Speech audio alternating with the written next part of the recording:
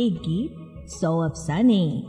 Radio playback India लेकर आता है हर हफ्ते हिंदी फिल्मों के किसी एक गीत से जुड़े कुछ मजेदार किस्से, कुछ रोचक कहानियां। एक गीत 100 अफसाने। Radio playback India. नमस्कार दोस्तों, एक गीत 100 अफसाने की एक कड़ी के साथ हम फिर हाजिर हैं। नमस्कार कबूल करें संज्ञा का। विश्वसनीय सूत्रों से प्राप्त जानकारियों और हमारे शोधकर्ताओं के निरंतर खोजबीन से इकट्ठा किए गए तथ्यों से परिपूर्ण है एक गीत 100 अफसाने की ये श्रृंखला। आज के अंक के लिए हमने चुना है साल 1908 में ग्रामोफोन कंपनी लिमिटेड द्वारा रिकॉर्ड किया हुआ गौहर जान की आवाज में राग भैरवी आधारित दादरा, जिसके बोल हैं मेरे दिल को चुरा के किधर चले।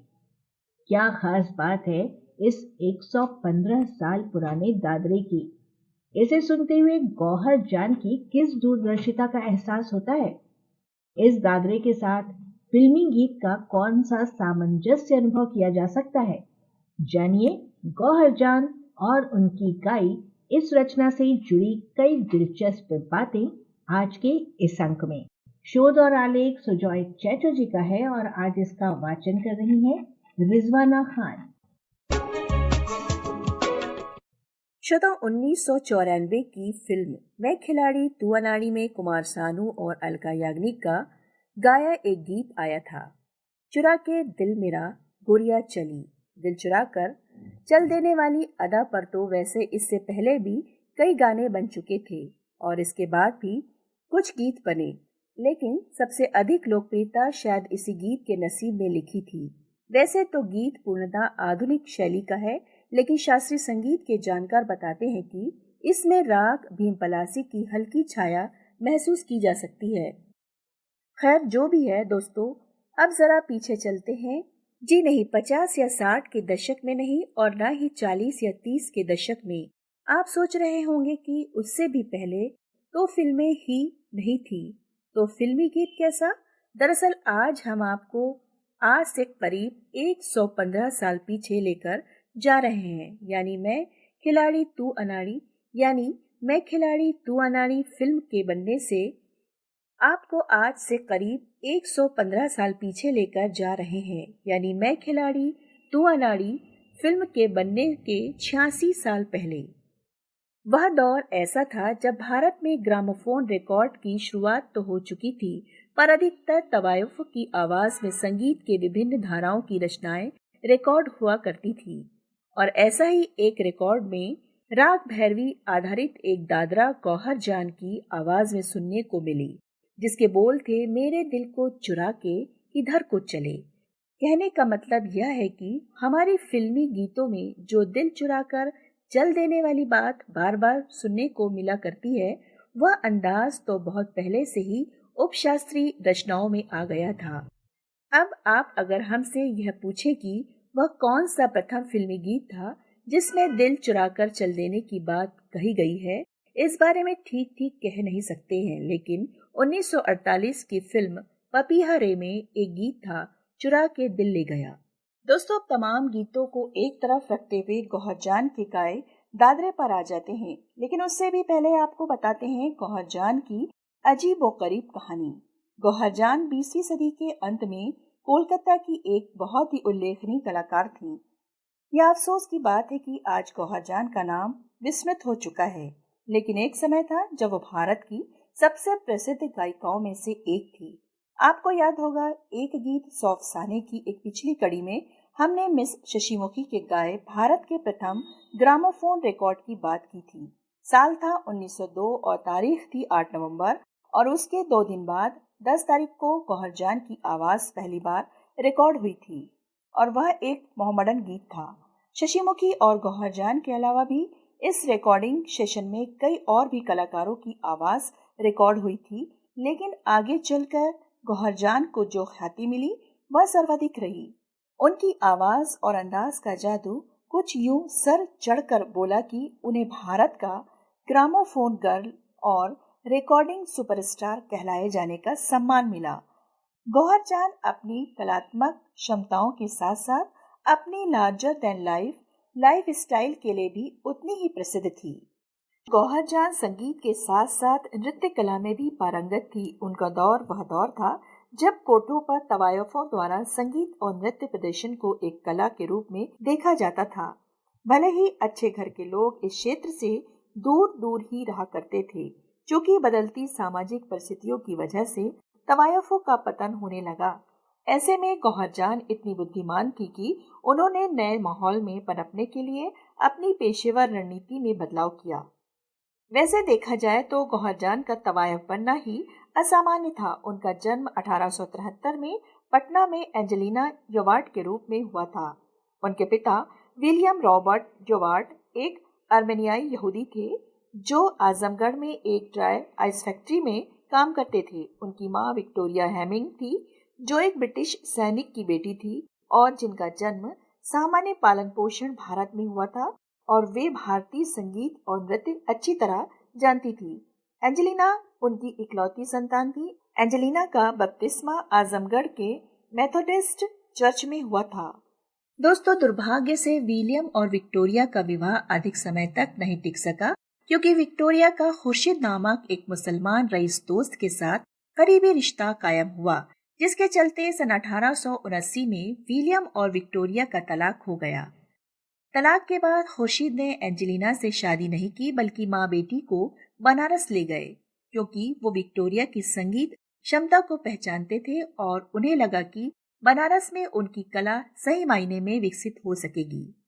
बनारस पहुंचकर विक्टोरिया इस्लाम धर्म को अपनाते हुए मलिका जान बन गई और बेटी एंजेलिना को गौहर जान नाम दे दिया। नन्ही गौहर को बनारस में लोग अक्सर गौरा के नाम से बुलाया करते थे।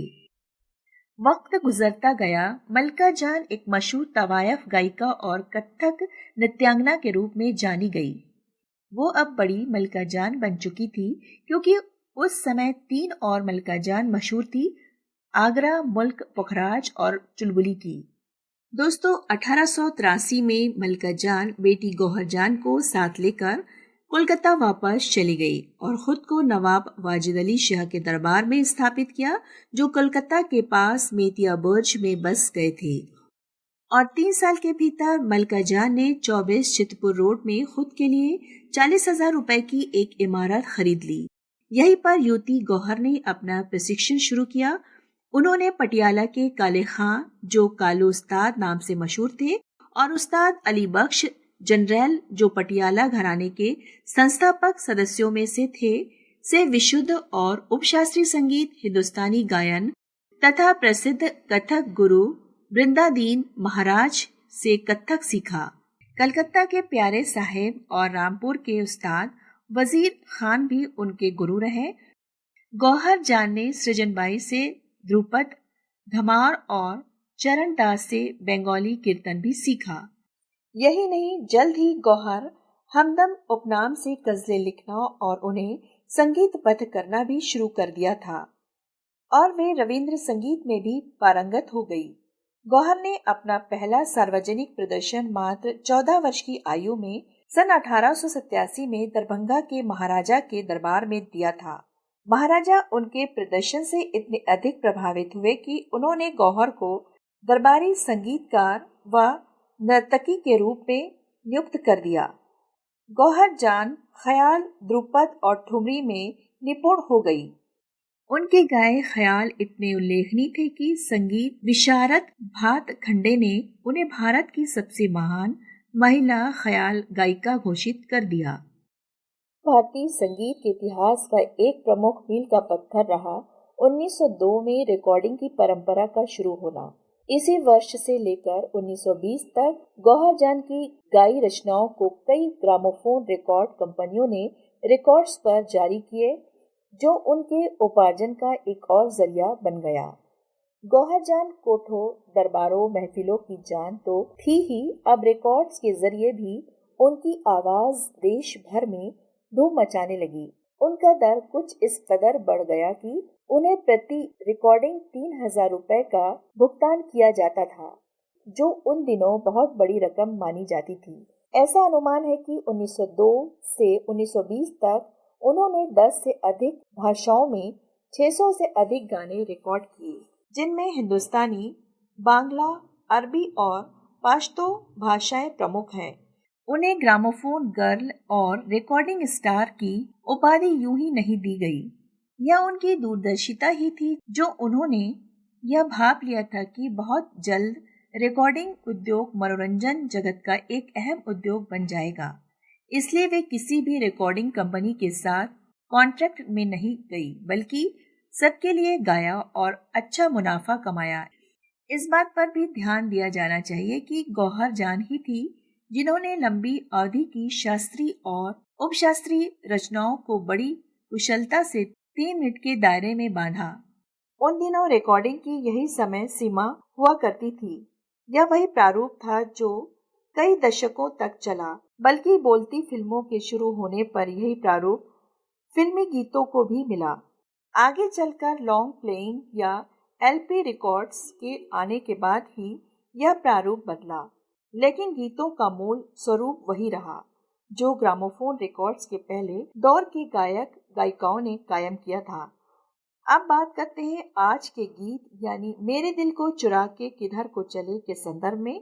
उस जमाने में जहां अच्छे घरों के लोगों का गाना बजाना अच्छा नहीं माना जाता था और औरतों में केवल तवायफ ही गाया करती थी, और वो भी पारंपरिक, शास्त्रीय, उपशास्त्रीय और धार्मिक रचनाएं, वहाँ गौहर जान का मेरे दिल को चुरा के किधर को चले जैसा हल्के किस्म का गीत उस जमाने के लिहाज से काफी अशोभनीय और अनैतिक था। लेकिन जैसा कि अभी हमने गौहर जान की दूरदर्शिता का जिक्र किया, उनका गाया यह गीत इस बात की ओर संकेत था कि भविष्य में इसी प्रकार के हल्के फुल्के गाने लोकप्रिय होने वाले हैं, और वैसा ही हुआ जैसा कि हम सब जानते हैं। दोस्तों, गौहर जान दूसरी तवायफों से बहुत अलग थी। वो अत्यंत प्रतिभाशाली थी, जिस वजह से वो अपनी रचनाएं खुद ही लिखा करती थी और उन्हें संगीत पर भी खुद ही करती थी। इसलिए जहां पारंपरिक रचनाएं ही गा पाती थी, वहीं गौहर जान पारंपरिक रचनाओं के साथ साथ खुद आधुनिक शैली की रचना भी गाती थी, जिन्हें सुनकर लोग झूम उठते। आज के अंक में हम उनकी गायकी जिस रचना का जिक्र कर रहे हैं वह भी इसी श्रेणी में आता है। जरा इस दादरा के बोलों पर गौर करें। मुखड़े में वो गाती है, मेरे दिल को चुरा के किधर को चले, ए किधर को चले हो, किधर को चले, मेरे दिल को चुरा के किधर को चले। पहले अंतरे में वो कहती है, जहाँ चुराया मेरा दिल, मिला के नजर तुम्हें जाने न दूंगी, चले हो किधर, जरा आंखें मिला के तो देखो इधर, या तो बैठो या दिल को नहीं दो खबर, देखो न छुपाओ बातें न बनाओ, गरबा लगाओ जाते कहाँ, मेरे दिल को चुरा के किधर को चले। दोस्तों, इन बोलों को सुनते हुए क्या आपको नहीं लगा कि जैसे आप किसी फिल्मी गीत के बोल सुन रहे हो? बस यही थी गौहर जान की दूरदर्शिता के फिल्म संगीत के शुरू होने के लगभग 2 दशक पहले ही वो ऐसे गाने बना रही थी जो आगे चलकर फिल्मी गीतों के रूप में गूंजी। और अगर आप इस दादरे को YouTube पर सुने तो समझ पाएंगे कि किस दूरदर्शिता की बात हम कर रहे हैं। इन बोलों और इन्हें फेरबदल कर जाने समय समय पर कितने ही फिल्मी गीत हमारे फिल्मी गीतकारों ने लिखे हैं। गौहर जान का एक स्टाइल था कि वो अपने हर रिकॉर्ड के अंत में अंग्रेजी में अपना नाम कुछ यूं बताया करती थी, माय नेम इज गौहर जान। इस तरह की नाम घोषणा को सुनने का, उनकी दमदार आवाज में इस तरह की नाम घोषणा को सुनने का भी एक अलग मजा है। इस दादरे के अंत में भी यह सुनाई देता है। यह परंपरा इसलिए स्थापित हुई थी ताकि उनके गाय गीत जब मुद्रण के लिए हैनोवर जर्मनी जाए तब गलती से किसी और कलाकार का नाम रिकॉर्ड लेबल पर छप न जाए, और इसलिए वो अंग्रेजी में बोलती थी। गौहर जान का गाया राग भैरवी में यह दादरा सन 1908 के अप्रैल महीने में कोलकाता में फ्रेडरिक विलियम गाइसबर्ग ने रिकॉर्ड किया था। श्रोताओं, 1916 में HMV लेबल से ये रिकॉर्ड पुनः जारी हुआ था। दोस्तों, गौहर जान एक ऐसी कलाकार थी जिनकी बातों को हम एक एपिसोड में समेट नहीं सकते। 1916 में HMV लेबल से ये रिकॉर्ड पुनः जारी हुआ था। उनके गायन और जीवन शैली की तमाम बातें जो आज रह गई, फिर किसी दिन हम लेकर आएंगे उनके गाए किसी और गीत के बहाने। आपसे बस यही गुजारिश है कि अब से आप जब भी मैं खिलाड़ी तू अनाड़ी फिल्म का वो गीत सुने, एक बार गौहर खान का स्मरण करें, जिन्होंने इसी तरह का गीत आज से 115 साल पहले ही रच डाला था। आज के इस अंक में सम्मिलित ऐतिहासिक बातें हमने प्राप्त की प्रसिद्ध इतिहासकार माइकल किनियर के ग्रामोफोन इतिहास के शोध कार्य से। अब आज का ये अंक समाप्त करने की हमें दीजिए इजाजत। नमस्कार। एक गीत 100 अफसाने। Radio Playback India.